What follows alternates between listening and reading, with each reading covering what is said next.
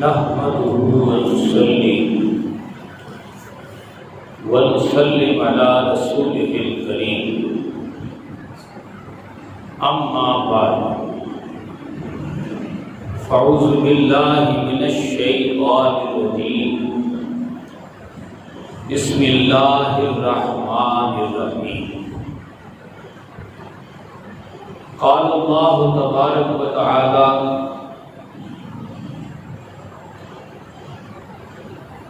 الف لام میم احسب الناس ان يتركوا ان يقولوا آمنا وهم لا يفتنون صدق اللہ العظیم وصدق رسولہ النبی الکریم الامین۔ انتہائی قابل صد احترام محترم معزز سامعین و حاضرین، ہماری آج کی گفتگو میں جو موضوع ہے وہ اللہ کا نظام محبت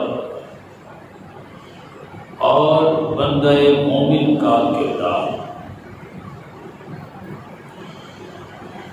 اللہ کا نظام محبت اور اس میں بندہ مومن کا محبت بھرا کردار۔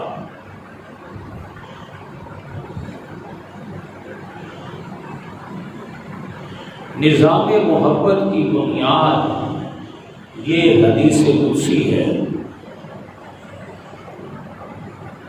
اللہ فرماتا ہے کنت کنزا مخفیا، میں چھپا ہوا حسن تھا، مخفی خزانہ تھا، حسن و جمال تھا،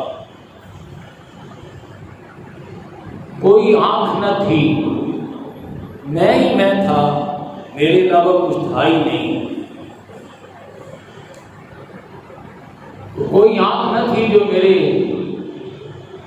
حسن کا، میرے جلووں کا نظارہ کر سکے۔ فَأَحْبَبْتُ أَنْ أُعْرَفَ، مجھے چاہت ہوئی، میرے اندر ایک خواہش پیدا ہوئی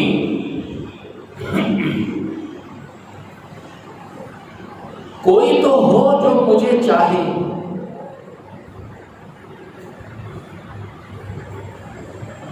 کوئی تو ہو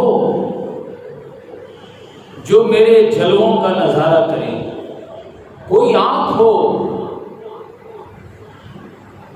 جو میرے جلووں کو دیکھے، اور اگر جلوہ دکھائی نہ دے تو جلوہ دیکھنے کے لیے ترسے،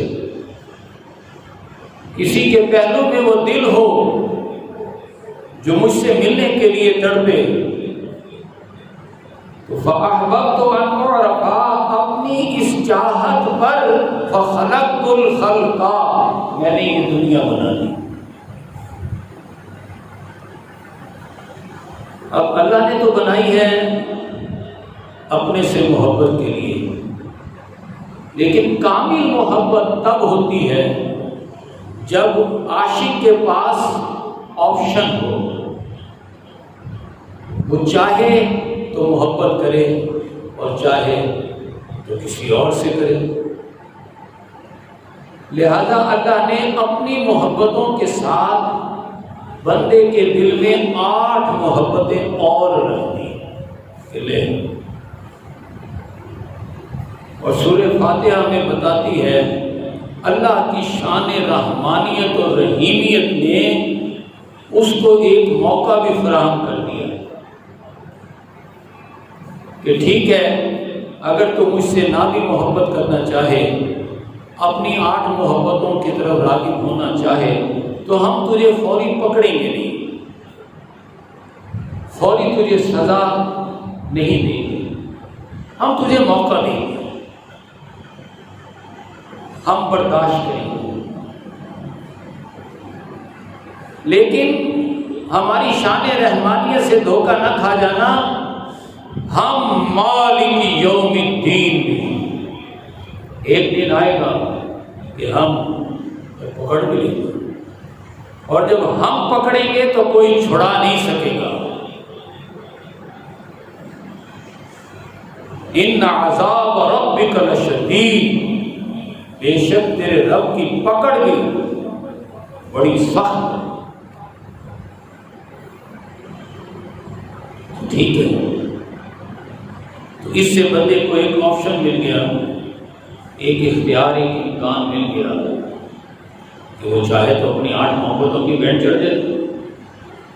تو سورہ فاتحہ ہمیں بتاتی ہے جو لوگ زیادہ قوت کار اور زیادہ فعال ہوتے ہیں وہ اپنی محبتوں کے بینڈ چڑھ کر قتل و غارت اور لوٹ مار، دھوس دھاندلی اور کاروبار میں زیادہ حق اپنا رکھ کر دوسروں کا بھی حق وصول کر دے، دوسروں کے حقوق پر بھی قبضہ کر دے۔ یہ ایک طرف تو اللہ کی محبت کو چھوڑ کر اپنی محبتوں کے بھینٹ چڑھنا، ایک یہ ظلم ہے، اور ایک اپنی محبتوں کے بھینٹ چڑھ کر دوسروں کا بھی غصب کر لینا اور لوٹ لینا، یہ دوسرا ظلم ہے۔ لیکن جو معاشرے میں غریب اور کمزور طبقہ ہے اس کو تو عقل کے نافذ لینے چاہیے، اس کو تو ہوش میں آنا چاہیے کہ میں 5000 کی دیہڑی لگاتا ہوں، یہ بدبخت مجھے 500 بھی نہیں دیتا۔ لیکن نظام ایسا ظالمانہ ہے کہ وہ دیکھتے ہیں یہاں تو چلو 500 میں نہیں، کہیں اور جاؤں گا یہ 50 اور گھٹ ملیں گے، ہو سکتا ہے 400 بھی نہ ملے، لہذا وہ وہاں پر اپنا خون پسینہ ایک کرنے، اپنی کمائی کو لٹوانے پر مجبور ہے۔ ایسے میں اللہ پاک فرماتا ہے میں نبی بھیجتا ہوں، اللہ یصطفی من الملائکۃ رسلا ومن الناس، ہم اپنی طرف سے نبیوں اور رسولوں کو چنتے ہیں۔ ارسلنا رسلنا بالبینات وانزلنا معهم الکتاب والمیزان، ہم رسولوں کو بھیجتے رہے کتابیں، معجزے اور ترازو دے کر، کس لیے؟ لیقوم الناس بالقسط، تاکہ وہ دنیا میں اس ہونے والے غریب اور کمزور کے ساتھ اس ظلم کے نظام کو ختم کرے، اس کی جگہ عدل کا نظام برپا کرے۔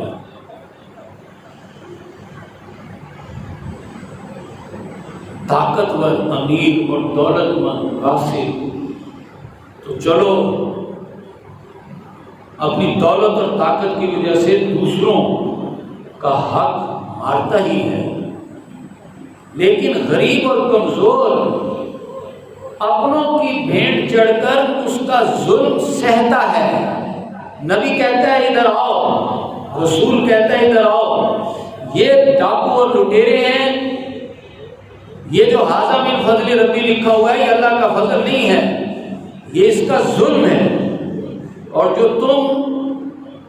تمہیں جو 2 وقت کی روٹی کا محتاج بنا دیا گیا ہے یہ تمہارا مقدر نہیں ہے،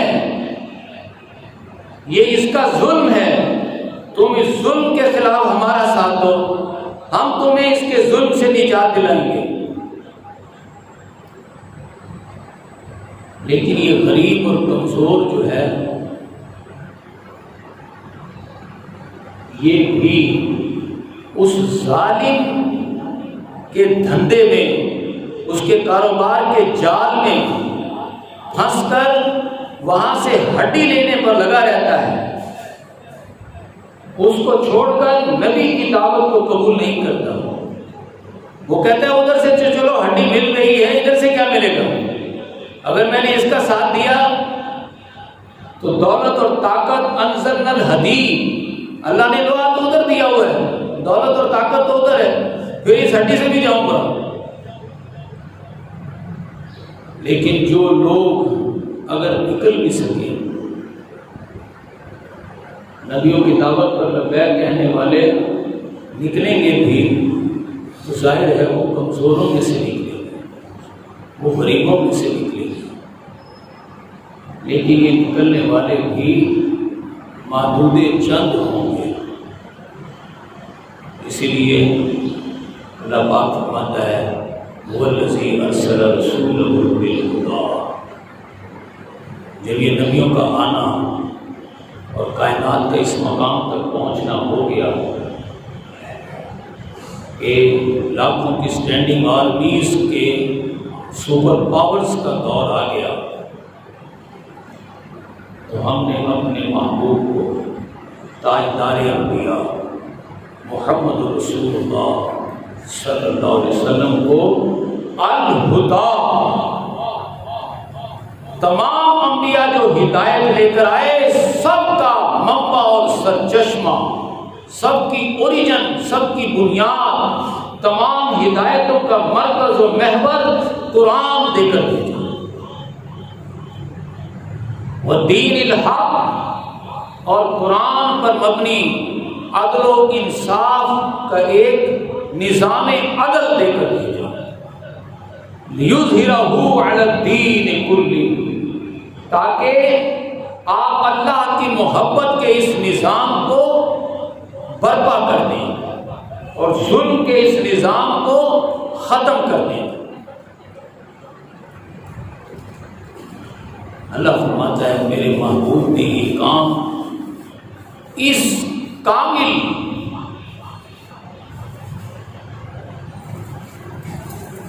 اتنی کامیابی اور اتنے ہمہ گیر، اتنے جامع اور اتنے مکمل انداز میں پیش کیا، لِيَكُونَ الرَّسُولُ شَهِيدًا عَلَيْكُمْ وَتَكُونُوا شُهَدَاءَ عَلَى النَّاسِ۔ 13 سالہ مکی اور 10 سالہ مدنی جد و جہد کے ذریعے سے ایک نظام برپا کیا، عدل و انصاف پر مبنی، جہاں ظالموں کو کیفر کردار پر لٹکا دیا گیا، عدل و انصاف کا بول بالا ہو گیا۔ لیکن یہ سارا کام میرے محبوب نے بعد از خدا بزرگ قصہ مختصر، ہمارے آقا کا مقام اس کائنات میں اللہ کے بعد سب سے اعلیٰ مقام، اس مقام پر فائز ہوتے ہوئے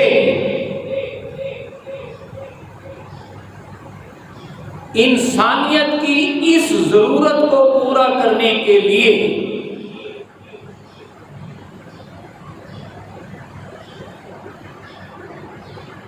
کہ کل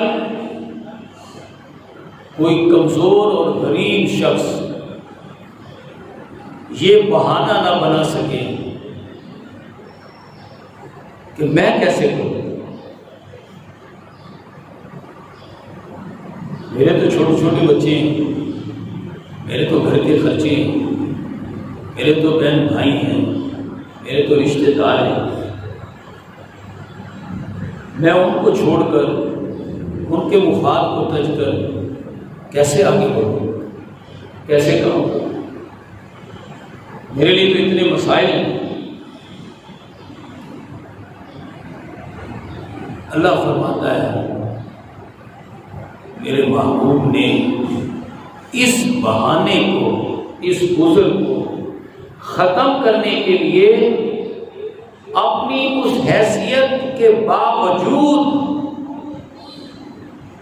مکہ کی 13 سالہ اور مدینہ کی 10 سالہ جد و جہد حضرت بلال کی سطح پر رہ کر جد و جہد کی اور بالفعل ایک نظام حکومت عدل و انصاف پر مبنی برپا کر کے دکھا دی۔ کائنات تا قیام قیامت رہتی دنیا تک کے لیے ایک مثال قائم کر دی۔ ہر ایک کے لیے ایک بہانہ جو ہو سکتا تھا وہ ختم کر دیا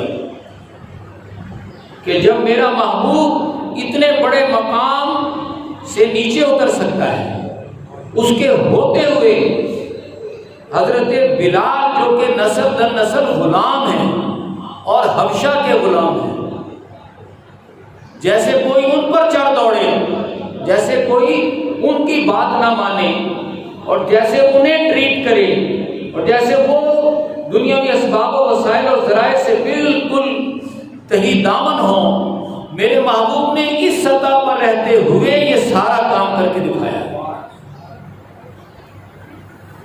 لہذا اللہ پاک نے بھی اب اپنے نبی پاک صلی اللہ علیہ وسلم کے اس کارنامے کے انجام دینے پر وہ جو سلسلہ چلا آ رہا تھا نبیوں کو چننے کا، رسولوں کو بھیجنے کا، وہ سلسلہ بند کر دیا۔ اب کیا کیا اللہ پاک نے؟ اس نے اب تمہیں چن لیا۔ جب میرے محبوب نے بلال کی سطح پر رہ کر یہ کام کر کے دکھا دیا ہے تو ہر کسی کے لیے یہ بہانہ ختم ہو گیا، بلکہ اللہ پاک فرماتا ہے جو بھی میرے محبوب کا کلمہ گو ہوگا، اب اگر وہ اپنے اس فرض منصبی کو، نبیوں کے اس کام کو نہیں کرے گا، اس کام کو ترجیح نہیں دے گا جو تؤمنون باللہ ورسولہ وتجاہدون فی سبیل اللہ باموالکم وانفسکم، اللہ اس کے رسول پر ایمان لانے کا حق ادا کرتے ہوئے جان و مال سے جہاد نہیں کرے گا، دردناک عذاب ہوگا۔ اب ہر شخص کے فرض منصبی میں یہ چیز شامل کر دی گئی۔ تمہارا پہلا کام، تمہارا فرض منصبی ہے یہ کہ میرے محبوب کے جانثار بننے کا حق ادا کرتے ہوئے اب اللہ کی راہ میں جان و مال سے جہاد کرو، ورنہ دردناک عذاب کے مستحق ہو۔ نبیوں کا آنا بند ہو گیا، رسولوں کا آنا بند ہو گیا، قیامت تک اب ہمارے آقا ہی کی نبوت چلے گی۔ یہ ہے ختم نبوت۔ اب حضور کا امتی ہی اپنے آپ کو حضور کی سیرت میں ڈھالے گا، حضور کے نقش قدم پر چلے گا۔ وہ کیا ہے؟ دو لفظوں میں سمجھ لیں، اللہ پاک پوری میتھڈولوجی بیان کرتا ہے۔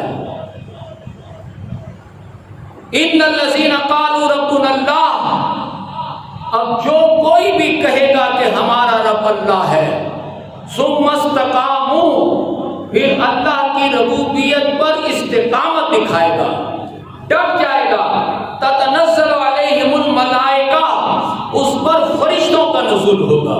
وہ نبی نہیں ہے، وہ رسول نہیں ہے، وہ اپنے آقا کا ایک ادنا امتی ہے، لیکن اللہ کی ربوبیت پر استقامت دکھائے، اللہ کا بن کر دکھا دے۔ کیسے؟ حضور کی سیرت پر چلے، حضور کے کہنے پر چلے، اپنے آقا کی زندگی کو اپنائے، حضور کی غلامی کا حق ادا کرے، حضور سے وفاداری نبھائے، تو پھر بقول اقبال کی محمد سے وفا تو لے۔ اللہ فرماتا ہے جب تو میرے محبوب کو فالو کرے گا، جب تو میرے محبوب کے نقش قدم پر چلے گا، میری محبتوں کا حق ادا کرے گا کہ محمد سے وفا تو لے، تو ہم تیرے ہیں، ہم تیرے کا مطلب یہ جہاں چیز ہی کیا ہے، لوح و قلم تیرے، تتنزل علیہم الملائکہ، اس پر فرشتوں کا نزول ہوگا۔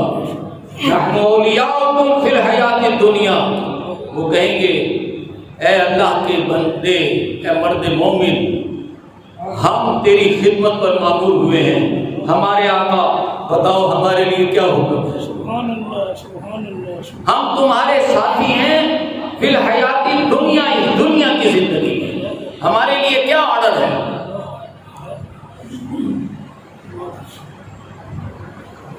اللہ فرشتے جس کے حکم کے منتظر ہوں اس کا مقام کیا ہوگا؟ سبحان اللہ سبحان اللہ اس کے سامنے کوئی طاقت، کوئی قوت اس کا مقابلہ نہیں کر سکتی۔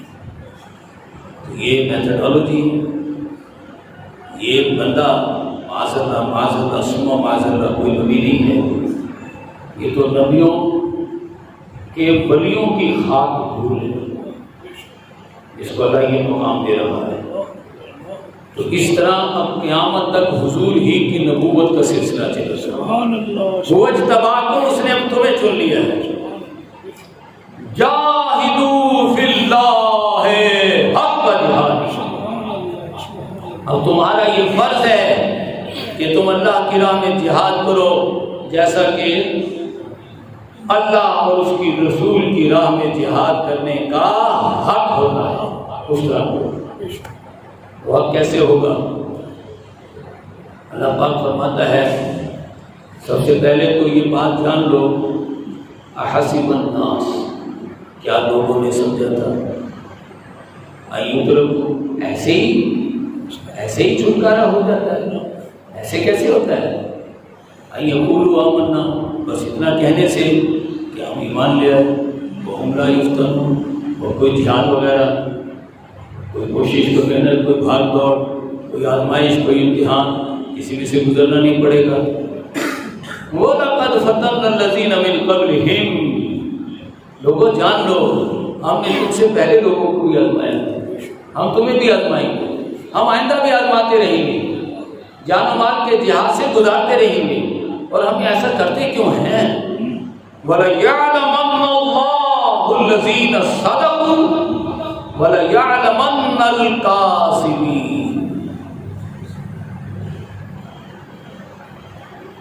ہم اس لیے آزمائش شرط رکھتے ہیں کہ جو آزمائش میں پورا اترے وہ سچا، وہ سچا صدقوا، اور جو آزمائش میں پورا نہ اترے کاذبی، جھوٹا، بڑھائے جہنم۔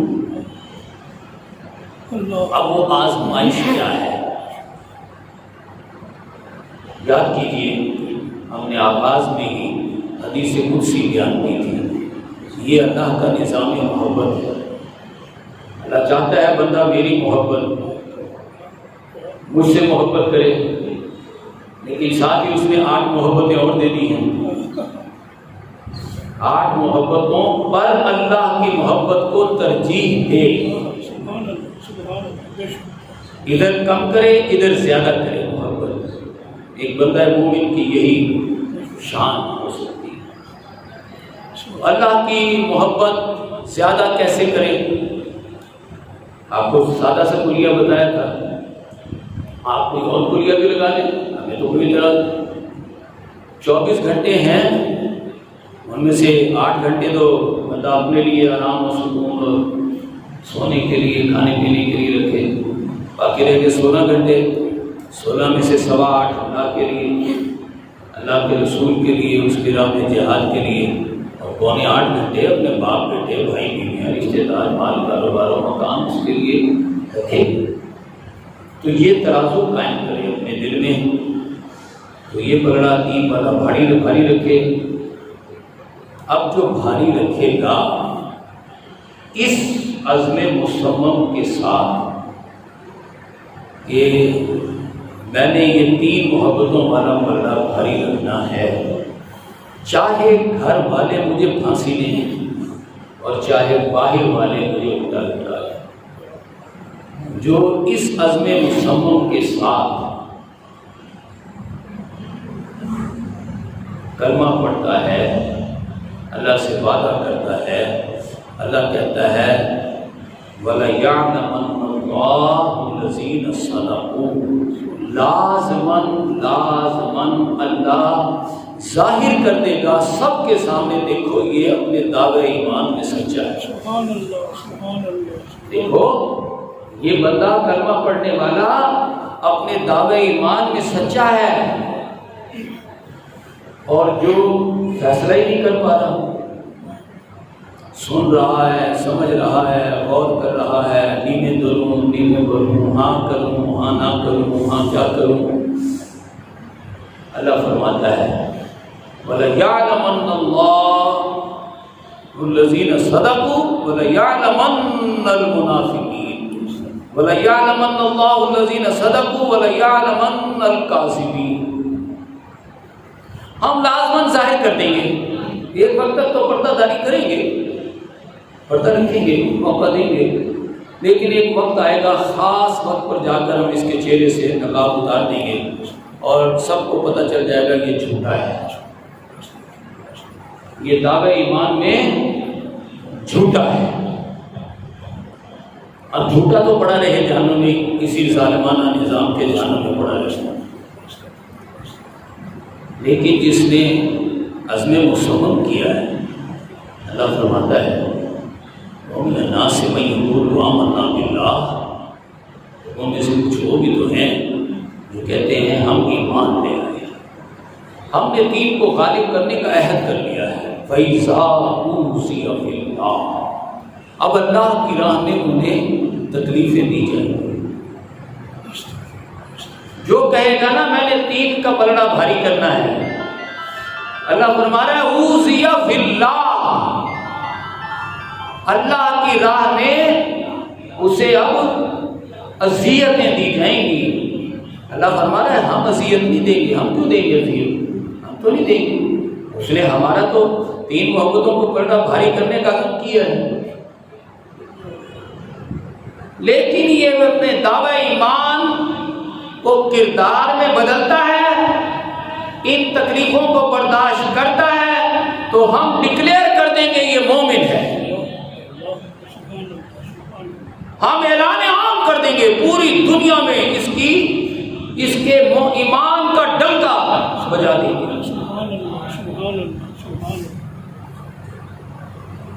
اور اگر یہ ناکام ہوا اوذی فی اللہ میں، اللہ کی راہ میں آنے والی تکلیفوں میں یہ فیل ہو گیا، تو وَلَيَعْلَمَنَّ الْمُنَافِقِينَ، تو ہم ساری دنیا میں ڈھنڈورا پیٹ دیں گے یہ لوگ منافق ہیں، پردے میں نہیں رہنے دیں گے۔ مومن بھی ظاہر کر دیں گے اور منافق کو بھی چھپا نہیں رہنے دیں گے، اس کو بھی ظاہر کر دیں گے۔ اس لیے یہ اوذی فی اللہ، اللہ کی راہ میں تکلیفیں جو عزم مصمم کے ساتھ سامنے آئے گا نا کہ میں نے تو جی چاہے کچھ بھی ہو، زمین پھٹے یا آسمان گرے، اللہ کے لیے، اللہ کے رسول کے لیے، اس دنیا سے ظلم کے خاتمے کے لیے، غریب کے مقدر کو بدلنے کے لیے، اس ظالمانہ نظام کے خاتمے کے لیے 8.25 گھنٹے لگانے ہی لگانے۔ کہہ رہا ہے ہر طرف سے اس پر حملہ ہوگا، اوذی فی اللہ، ہر طرف سے اس کو تکلیفیں دی جائیں گی۔ جعل فتنۃ الناس، لوگ اس کا جینا حرام کر دیں گے۔ وہ لوگ کون ہوں گے؟ اب آپ دیکھیے اللہ فرما رہا ہے یہ تکلیف دینے والے صرف کافر ہی نہیں ہوں گے، مکہ کے جنہوں نے کلمہ ہی نہیں پڑھا، وہ ماں باپ، وہ بہن بھائی، وہ رشتہ دار جنہوں نے کلمہ پڑھ لیا یا نہیں پڑھا ابھی، ظاہر ہے مکے میں تو ایسے ہی ماحول ہے نا، ایک بچے نے، ایک نوجوان نے، ایک بوڑھے نے کلمہ پڑھا، سارے لوگ اس کے مخالف ہو گئے، کیوں پڑھا؟ ساروں نے بائیکاٹ کر دیا، پہلے اسے سمجھایا بجھایا، پھر اسے لالچ دی، پھر بھی نہیں باز آیا تو مارا پیٹا، چاہے بوڑھا ہو، چاہے جوان ہو، چاہے بچہ ہو، نوجوان نوجوان ہو اسے بلاگر گھر سے نکال دیتے تھے.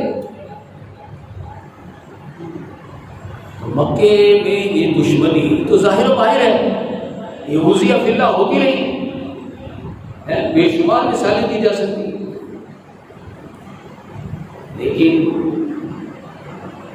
ہمیں پتہ ہونا چاہیے یہ غزیہ فی اللہ مدینے میں بھی جاری ہے. ہاں، مدینے کی 2-2.5 ہزار کی آبادی ہے. حضور کے وقت ایک سردار نے، دوسرے نے، تیسرے نے، چوتھے نے، پانچویں نے، سارے ہی سرداروں نے کلمہ پڑھ لیا. کاروباریوں نے، کاشتکاروں نے، غریبوں نے، امیروں نے، بہنوں نے، بھائیوں نے، بزرگوں نے، اولادوں نے، ماں باپ نے، محلے داروں نے، سب نے ہی کلمہ پڑھ لیا. وہ ایک رو ایسی چلی ہے مدینے میں، سب کے سب کلمہ پڑھ رہے ہیں، نمازیں پڑھ رہے ہیں، اور حج عمرے تو صدیوں سے جاری ہیں، حج عمرے کر رہے ہیں، ساروں نے کلمہ پڑھ لیا. لیکن جب بات آئی 3 محبتوں کو بھاری کرنے کی، وہ تو ایسے سارے کے سارے تو نہیں کرتے. یاد رکھ لیں، اب جو کلمہ پڑے ہوئے بھی ماں باپ ہیں، بہن بھائی ہیں، رشتے دار ہیں، کاروباری ہیں، حاجی ہیں، نمازی ہیں، لیکن 3 محبتوں کو جو ہی کوئی بھاری کرتا ہے سب کے سب اس پر اسی طرح دھاوا بول دیتے ہیں. اس پر پہلے مکے کے کافروں سے بھی بدتر دشمنی کرتے ہیں.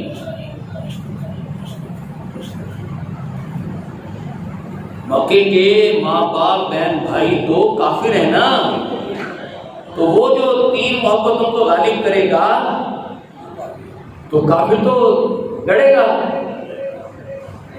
اس کا تو پتہ ہے وہ لڑے گا. لیکن مدینے میں جو ماں باپ ہیں، بہن بھائی ہیں، رشتے دار ہیں، سردار ہیں، مکے کے بڑے بڑے سردار کلمہ پڑے ہوئے ہیں، اور حاجی بھی ہیں، نمازی بھی ہیں، کاروباری بھی ہیں، اس وقت کے بڑے بڑے مولوی پیر بھی ہیں، نمازی بھی ہیں. لیکن 3 محبتوں کو غالب کرنا ہر ایک کے بس کی بات نہیں ہے.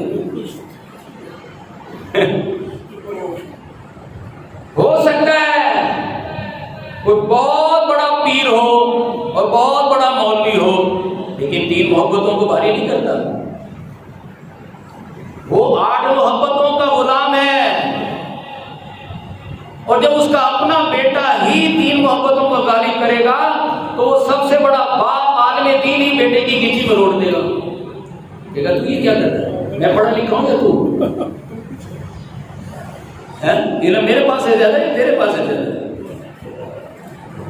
یہ 3 محبتوں کو بھاری کرنے کا معاملہ ایسا ہے کہ مکے کا کافر ہو، دنیا دار ہو،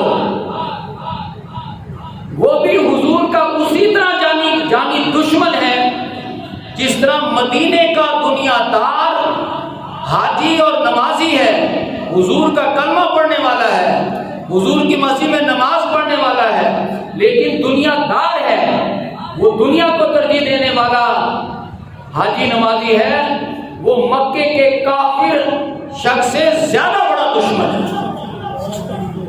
حضور کا سب سے بڑا دشمن ہے. وہ کہتا ہے آپ یہ 3 محبتوں کا ذکر کیوں کرتے ہیں، اس کے بغیر نہیں کام چل سکتا، اس کے بغیر کام چلائیں. سمجھے؟ یہ زیادہ بڑا دشمن ہے حاجی نمازی اور مولوی پیر، جو خود 3 محبتوں کو بھاری نہیں رکھتا، خود 8 محبتوں کی بھینٹ چڑھا ہوا ہے. وہ 3 محبتوں کو بھاری کرنے والے کا پکا کٹر دشمن ہے. تو یہ اوذی فی اللہ، اللہ کی راہ میں تکلیفیں دی جائیں گی۔ یہاں کلمہ پڑھا اور بے کلمہ پڑھے کی کوئی تمیز نہیں۔ اللہ کہتا ہے اس راہ میں تمہارے دو دشمن ہوں گے،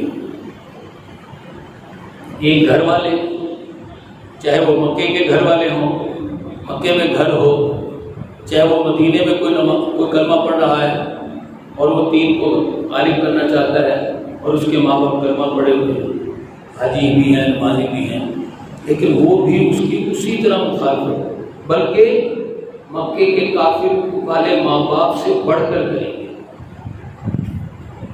اس کا تو پتہ نہیں، سیدھا سیدھا کافر ہے، اس کا پتہ ہے میرا باپ ہے، کلمہ پڑھتا ہے، نمازیں پڑھتا ہے، قرآن کی تلاوت کرتا ہے، حج کرتا ہے، عمرے کرتا ہے، لیکن جب میں دین کو غالب کرتا ہوں تو یہ میری کسی پکڑ لیتا ہے، کہتے مت کرو۔ اور میرا باپ نمازی ہے، نمازی سے بڑھ کر مولوی ہے، پیر ہے، لیکن جب میں دین کو غالب کرتا ہوں تو یہ کیا کرتا ہے؟ الٹا کہتا ہے اتبعوا سبیلنا، ہمارے ہی رستے پر چلے آؤ، ورنہ ہمیں خطایاکم، تمہارے گناہ ہی سے ہی وہ گناہ ہم اٹھا لیں گے نا۔ اللہ قرآن حکیم میں فرماتا ہے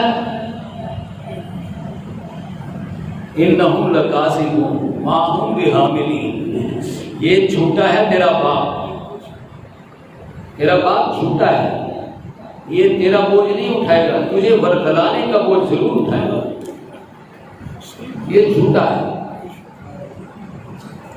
یہ ہے تو نمازی، یہ ہے تو حاجی، لیکن جو میرا حکم ہے اصل میں دین کو غالب کرنے کا، اس کا یہ پکا دشمن ہے، سمجھے؟ اس کے قریب بھی بھٹکنے لے گئی۔ تو گھر کا دشمن کون ہے؟ جو دین کو غالب نہیں کرنے دے گا۔ اللہ فرماتا ہے ان من ازواجکم و اولادکم عدوا لکم فاحذروہم،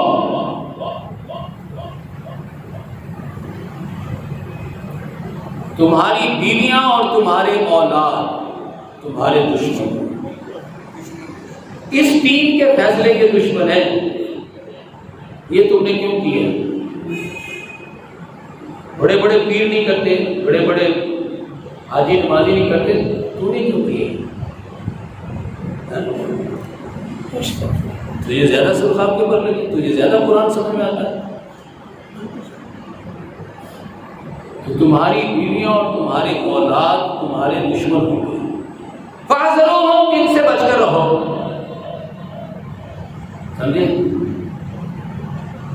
اور اللہ پاک فرماتا ہے یہ تو ہو گئے گھر کے دشمن، اور بھی ہیں، 8 ہیں، ان میں سے بیوی اور اولاد کے ذکر کیے، ماں باپ بھی ہیں، کاروباری بھی ہیں، وہ بھی دشمنی کریں گے، لیکن ان کا ذکر میں بعد میں کروں۔ ایک اور ہے باہر کے دشمن، باہر مسجد نبوی، مسجد نبوی میں مسجد نبوی بنے ہوئے 5-6 سال گزر چکے نمازیں پڑھتے ہوئے، نمازیں، روزے، حج عمرے کرتے ہوئے، جنگ و جدال، ظاہر ہے غزوہ احد ہو چکا ہے، غزوہ بدر ہو چکا ہے، غزوہ احزاب، غزوہ خندق جسے کہتے ہیں وہ ہو چکا ہے، غزوہ خیبر بھی ہو چکا ہے، کئی غزوے ہو چکے ہیں۔ قرآن حکیم میں سورہ حجرات نازل ہوتی ہے، اور سورہ حجرات میں اللہ پاک فرماتا ہے جو لوگ جن کو جان پیاری ہے، جان، اور جن کو مال پیارا ہے، بہت سے ایسے لوگ ہیں جن کو جان اور مال، جان بھی پیاری ہے، مال بھی پیارا ہے، لیکن انہوں نے کلمہ پڑھا ہے، وہ اللہ کی راہ میں جان دینا ناکامی سمجھتے ہیں۔ جو لوگ لیکن پکے نمازی ہیں، پکے حاجی ہیں، لیکن اللہ کی راہ میں جان دینا کامیابی نہیں سمجھتے۔ کان کھول کے سن لو، یشہدہم انہم لکاذبون، انک لرسول اللہ، ان کا کلمہ پڑھنا اللہ کے نزدیک جھوٹا کلمہ پڑھنا ہے، وہ کلمہ پڑھنے میں جھوٹے۔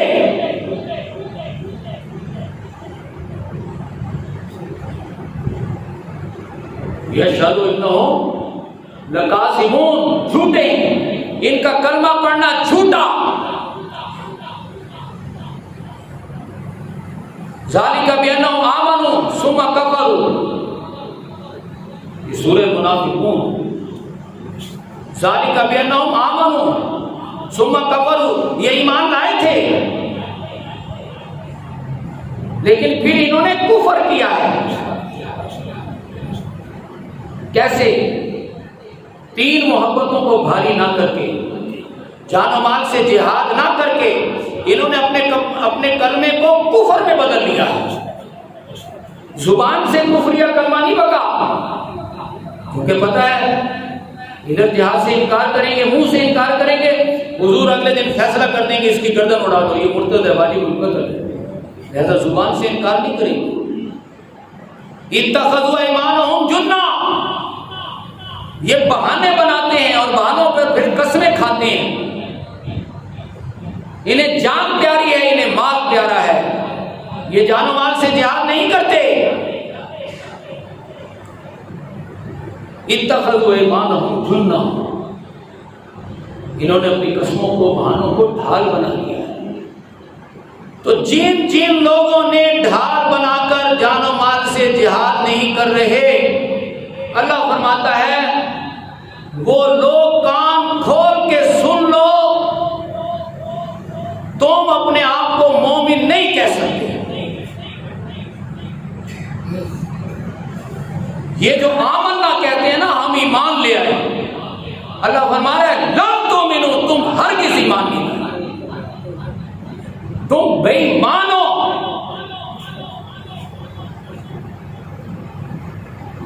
یہ کن کو کہا جا رہا ہے؟ کلمہ پڑھنے والوں، وہ پوچھ رہے ہیں بلکہ اگر ہم بے ایمان ہیں تو پھر یہ سب کچھ کیا ہے جو ہم 5-6 سال سے کر رہے ہیں؟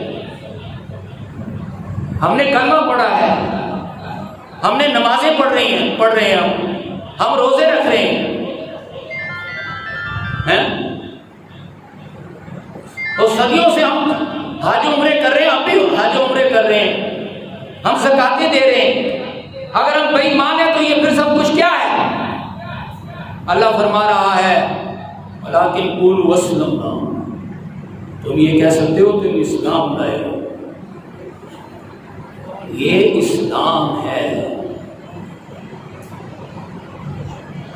لم تؤمنوا، تم ہرگز ایمان نہیں لائے، تم بے ایمان ہو، تم نمازی ہو، تم حاجی ہو، تم روزے دار ہو،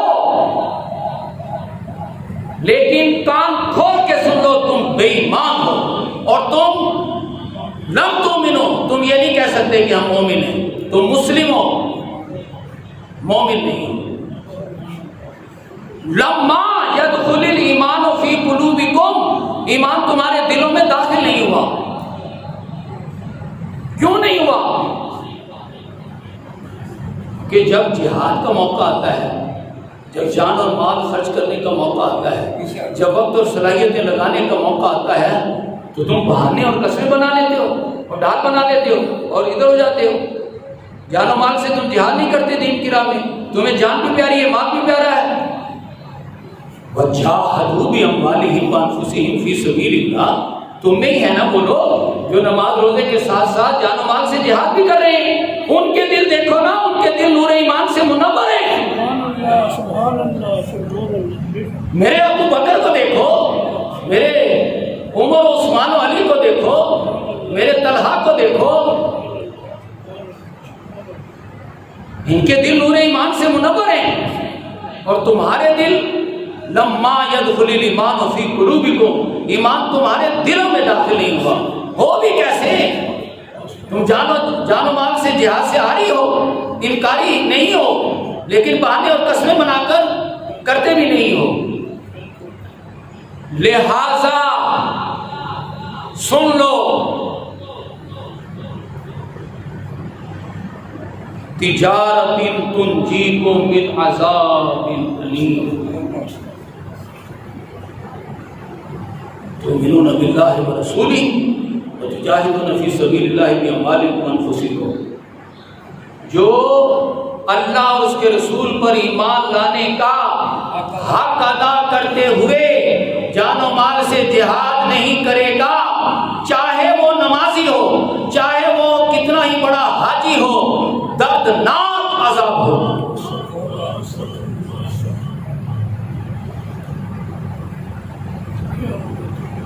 یہ جہاد کیا ہے؟ یہ جہاد تین والا پلڑا بھاری رکھنا ہے، اپنا وقت اور صلاحیتیں تین سمجھنے سمجھانے میں، جو معاشرے میں ظلم ہے اس کے جو ذمہ داران ہیں ان کے خلاف کلمہ حق بیان کرنے میں۔ وہ کلمہ حق کیا ہے؟ جو کہہ رہے ہیں جانو مال سے یاد کرو، وقت نکالو، صلاحیتیں لگاؤ، اللہ کی محبت، یہ نظام محبت ہے، اللہ کی محبت کا پلڑا بھاری رکھو۔ یہاں غریب اور کمزور کے لیے جینا حرام ہو گیا ہے، جنہوں نے حرام کیا ہوا ہے ان کے خلاف کلمہ حق بلند کرو، جد و جہد۔ گھر میں بیوی اور اولاد دشمن، اور باہر جب حضور یہ کہہ رہے ہیں کہ اے نمازیوں، اے حاجیوں جو تم میں سے جہاد نہیں کرتے، وقت نہیں نکالتے، تمہیں دردناک عذاب ہوگا ان نمازوں کا ثواب کی بجائے الٹا عذاب ہوگا، تو وہ پیچھے پڑ جاتے ہیں، کہتے ہیں یہ کیا بات ہوئی؟ آپ فرما رہے تم زیادہ وقت مال و اولاد میں لگاتے ہو نا، تو سنو قرآن حکیم کی آیت، لا تعجبک اموالہم ولا اولادہم، اے میرے محبوب کے جان نثارو، تم نے تو اپنی اولادیں بھی کھپا دی، لگا دی، تم نے اپنا وقت اور صلاحیتیں لگایا، کھپایا، مکہ میں تم اپنا گھر بار عزت آبرو سب کچھ لٹا کے آ گئے مدینہ میں، اور مدینے کے بہت سے لوگوں نے خربوزے کو دیکھ کر خربوزے کو رنگ پکڑا ہے، یہاں بھی بہت سے اپنا جان و مال لگا رہے ہیں، کھپا رہے ہیں، لگا رہے ہیں، لیکن بہت سے لوگ نہیں لگا رہے، کچھ لگا رہے ہیں، کچھ نہیں بھی لگا رہے، تو جو نہیں لگا رہے اللہ پاک تو ان سے مخاطب ہے کہ تم بھی لگاؤ۔ جب وہ اس طرف نہیں آ رہے تو آپ کہہ رہے ہیں دیکھو، جو تم زیادہ وقت اور صلاحیتیں اپنی مال اور اولاد میں لگاؤ گے تو یہی مال و اولاد تم پر عذاب بنائے گا اللہ، قبر میں نہیں، قبر میں تو بعد میں بنائے گا، پہلے دنیا میں بنائے گا، فی الحیات دنیا، دنیا کی زندگی میں تمہارے لیے مال و اولاد عذاب بنا کر رکھ دے گا۔ یہ دنیا دار جو ہے اسے کہا جا رہا ہے یہ نماز جو تو پڑھ رہا ہے یہ تو ڈبل عذاب ہے، یہ تو روزے جو رکھ رہا ہے بغیر جہاد کے، بغیر ٹائم زیادہ ادھر لگائے، بغیر اپنی صلاحیتیں لگائے، تو یہ تو میرا ڈبل عذاب ہے، اور ادھر جس کام میں وہ لگا ہوا ہے مال و اولاد میں، اللہ فرما رہے ہیں اس کو میں تیرے لیے عذاب بناؤں گا۔ آپ سمجھ رہے ہیں؟ اللہ فرماتا ہے یہ باتیں جن کو بری لگتی ہیں، یحسبون کل صیحۃ علیہم، یہ باتیں جن کے دلوں کو چھلنی کر دیتی ہیں، تیر بن کر ان کے سینے میں پیوست ہو جاتا ہے، اور یہ باتیں جن کو تڑپا کے رکھ دیتی ہیں، کن کو؟ جو مسجد میں حضور کی مسجد میں نمازیں پڑھتے ہیں، حضور کا کلمہ پڑھتے ہیں، سب سے بڑے حاجی نمازی ہیں لیکن بے جہادی ہیں۔ تو آپ جب جہاد کی بات کر رہے ہیں تو اللہ فرماتا ہے ان کے تن بدن میں آگ لگ جاتی ہے۔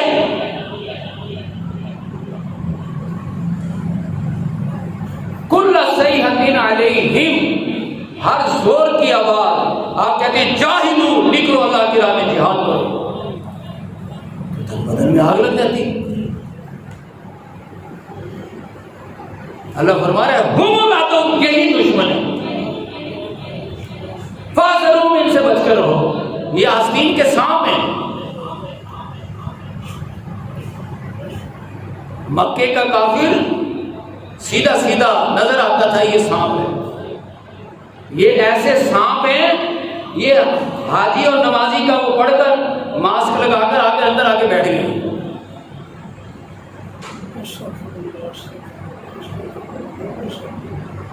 یہ میں آج کی کہانی نہیں سنا رہا آپ کو، آج یہاں کیا کچھ ہو رہا ہے، نہیں، حضور کے دور میں قرآن سنا رہا ہوں، حضور کے دور کی بات کر رہا ہوں۔ اللہ کہہ رہا ہے اے میرے حبیب، جب آپ ان سے جہاد اور قتال کی بات کرتے ہیں، جب ان سے کہتے ہیں کہ تم بغیر جہاد کے جو نماز پڑھو گے نا، جو روزے رکھو گے، جب دین کے لیے وقت دینے، وقت اور صلاحیتیں لگانے کا ٹائم آتا ہے، اس وقت تم بہانے بازیاں کر لیتے ہو، کیونکہ تمہیں جان بھی پیاری، مال بھی پیارا ہے، تو لہذا تمہاری نمازوں کا تمہیں ثواب کے بجائے الٹا عذاب ملے گا، تمہارے روزوں کا تمہیں عذاب ملے گا، اور دردناک عذاب ہوگا۔ اور جو تم اپنے زیادہ مال و اولاد میں لگے رہتے ہو، وہ تمہارے لیے عذاب بنے گی۔ جب آپ اے میرے محبوب یہ باتیں کرتے ہیں تو کل صیحۃ علیہم، یہ باتیں ان کے سینوں میں جا کر ان کے سینوں کو چھید کر دیتی ہیں، ان کے دل و دماغ پھٹنے کو ہو جاتے ہیں، یہ آپ کے مخالف ہو جاتے ہیں۔ کیا مخالفت کرتے ہیں؟ اللہ فرما رہا ہے یہ مخالف ہو جاتے ہیں، ان کو بری لگتی ہیں یہ باتیں، جب آپ کہتے ہیں کہ تمہارے مال و اولاد کو قبر میں تو اللہ عذاب بنائے گا ہی، دنیا میں بھی بنا دے گا۔ انفروا فی سبیل اللہ، نکلو اللہ کی راہ میں، وقت لگاؤ اس میں، سمجھو اسے، دوسروں کو سمجھاؤ، معاشرے میں ظلم ہو رہا ہے، اس کے لیے جدوجہد کرو، آواز اٹھاؤ۔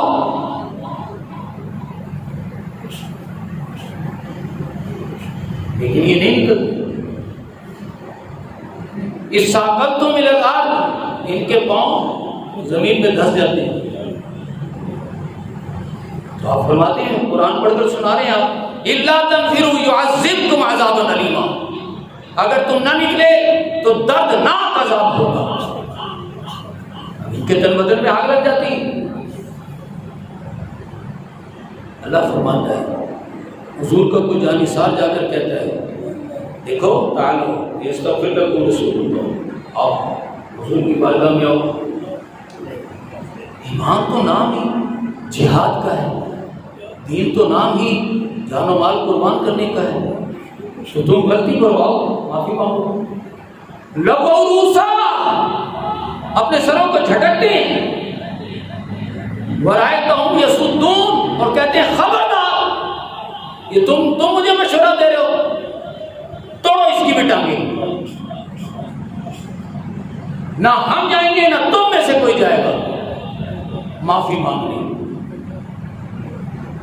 وہم مستکبرون، کہتے ہیں ہم بڑے ہیں کہ یہ باغات کس کے ہیں؟ یہاں صدیوں سے سردار کون چلے آ رہے ہیں؟ یہاں اکثریت کس کی ہے؟ کون بڑا سردار ہے؟ ہم ہیں نا، مستکبرون ہم ہیں، اور تم ہمیں مشورہ دے رہے ہو ان کی بارگاہ میں جا کے معافی مانگنے کا۔ اور لا تنفقوا علی من عند رسول اللہ، ہم تو ان کا حکم پانی بند کرنے کے چکر میں معاذ اللہ سے یہ دنیا دار مکے کا ہو بے کلمہ یا دنیا دار مدینے کا ہو حاجی نمازی، بلکہ یہ جو حاجی نمازی ہے زیادہ گھنونا ہے، یہ سینے پہ چڑھ کر موت کرتا ہے۔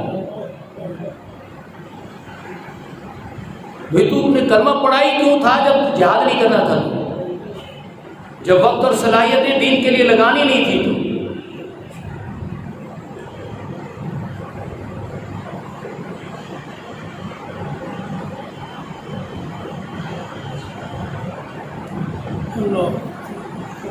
اللہ پاک فرماتا ہے اے میرے محبوب جب آپ ان سے یہ مطالبہ کرتے ہیں تو یہ کہتے ہیں لا تنفقوا علی من عند رسول اللہ حتی ينفضوا، دیکھو اب چندے پیسے ان پر مت خرچ کرو، یہ سارا انہیں کھانے پینے کو ملتا ہے تو جہاد ہے، قتال ہے، شورا شوری ہے، اپنا پیسہ بند کر دو، سب تتر بتر ہو جائے۔ یہ دنیا دار حضور کے دور کا دنیا دار یہ عالم ہے تو آج کے دور کا دنیا دار کیا سوچتا ہے؟ کہہ رہے ہیں حضور کا اور ان کے ساتھیوں کا حقہ پانی بند کرو، یہ اپنے آپ تتر بتر ہو جائے گی۔ اللہ تعالیٰ ان بدبختوں سے کہتا ہے وَلِلَّهِ خَزَائِنُ السَّمَاوَاتِ وَالْأَرْضِ، آسمان و زمین کے خزانے اللہ رسول اور اہل ایمان کے لیے۔ نعرہ تکبیر، نعرہ رسالت۔ بدبخت سمجھتے ہیں کہ یہ ہمارے چندے پیسوں سے سارا جہاد کا کام ہوتا ہے۔ اب کہتے ہیں لَيُخْرِجَنَّ الْأَعَزُّ مِنْهَا الْأَذَلَّ، ہم عزت دار ہیں، معاذ اللہ معاذ اللہ ثم معاذ اللہ۔ حضور کا کلمہ پڑھنے والے دنیا دار حضور کے بارے میں کہتے ہیں یہ ذلیل ہے، انہیں ہم نکال کے باہر پھینک دیں گے۔ دنیا دار چاہے مکے کا ہو اور چاہے دنیا دار مدینے والا ہو اور چاہے دنیا دار آج کا ہو، اس کی سوچ یہی ہے، ایک ہی، سمجھے؟ دین نام ہی جہاد کا ہے، اپنے آپ کو اللہ کی راہ میں لگانے اور کمانے کا ہے۔ آمنو، ایمان لائے ہو تو انفقو، اب اپنے آپ کو لگاؤ اور کھپاؤ۔ معاشرے میں جو ظلم و زیادتی ہوتی ہے اس کے خلاف، غریب اور کمزور کو جو آج مہنگائی کے آگ میں روسٹ کیا جا رہا ہے، ان کے خلاف جد و جہد کا نام ایمان ہے۔ اگر یہ جد و جہد کی جائے تو نمازیں وہ ہوتی ہیں جن کو اللہ کہتا ہے یحب الذین، اللہ تعالیٰ کو ایسے نمازیوں سے محبت ہے۔ لیکن اگر یہ جہاد کا عنصر شامل نہ ہو تو اللہ تعالیٰ کہتا ہے کبر مقتا عند اللہ، ایسے نمازیوں سے اللہ کو سخت نفرت ہے۔ اللہ پاک ہمیں ایسے نمازی بننے کی توفیق عطا فرمائے کہ ہم جان سے بھی مال سے اپنا وقت اور صلاحیتیں جہاد میں صرف کریں۔ جہاد کیا ہے؟ دین سیکھنے کا نام ہے، قرآن سیکھنے کا نام ہے، اپنی نمازوں کو درست کرنے کا نام ہے، اپنا زیادہ وقت اور صلاحیتیں اس کام میں لگانے کا۔ اس سے جو مشکلات پیدا ہوتی ہیں معاشرے میں سے ظلم کے خاتمے کے لیے وقت نکالنا اور جد و جہد کرنے کا نام ہے۔ اس میں جو گھر والے مصیبت ڈالیں ان مصیبتوں کو برداشت کرنے کا نام، اس میں جو باہر والے دنیا دار رکاوٹ بنے ان رکاوٹوں کو کا مقابلہ کرنے کا نام ہے۔ اللہ پاک ہمیں ایسا کرنے کی توفیق عطا فرمائے۔